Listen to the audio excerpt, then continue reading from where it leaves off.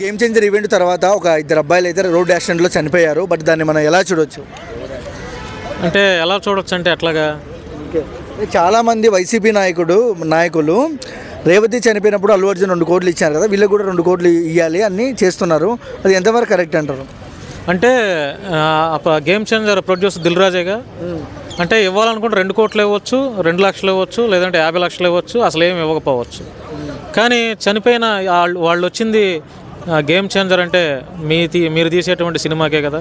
అన్ఎక్స్పెక్టెడ్గా జరిగింది ప్రమాదం. ఎవరో చెప్పి వాళ్ళు కూడా అనుకోరు కదా, హ్యాపీగా ఇంటికి వెళ్తామని అనుకుంటారుగా వాళ్ళు కూడా, పిల్లలు చనిపోయిన వాళ్ళు కూడా.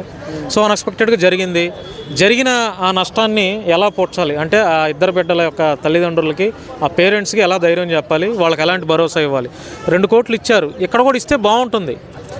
ఇస్తే చక్కగా మానవత్వం చూపించిన వాళ్ళు అవుతారు ఆ entire game changer movie team అంతా.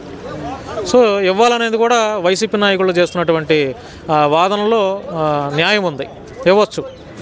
అంటే కళ్యాణ్ గారిది వీళ్ళ తప్పు, ఇలా ఈవెంట్స్ పెట్టుకోకూడదు ఇది అది అంటున్నారు, కరెక్టే అంటారా? అది ఈవెంట్స్ పెట్టుకోకూడదనే అంటే పెట్టుకుంటే మరి వాళ్ళకి ప్రమోషన్ బిజినెస్ ఎట్లా జరుగుతుంది పెట్టుకోకపోతే? పెట్టుకుంటేనే ఇప్పుడు ఇంతకుముందు డైరెక్ట్గా సినిమా రిలీజ్ అయ్యేదండి ఒకప్పుడు, ఒక 30 ఏళ్ల కిందట. ఇప్పుడు ఒక సినిమా వస్తుందంటే ఫస్ట్ ఒక 2 నిమిషాలు ట్రైలర్ రిలీజ్ చేస్తున్నారు, అందులో ఒక పాట రిలీజ్ చేస్తున్నారు, పాట కూడా పూర్తిగా చేయట్లా, ఒక 30 సెకండ్స్ లేకపోతే 1 మినిట్ చేస్తున్నారు. అంటే దేనికోసం? హైప్ పెంచుకోవడం కోసం, వాళ్ళు బిజినెస్ చేసుకోవడం కోసం.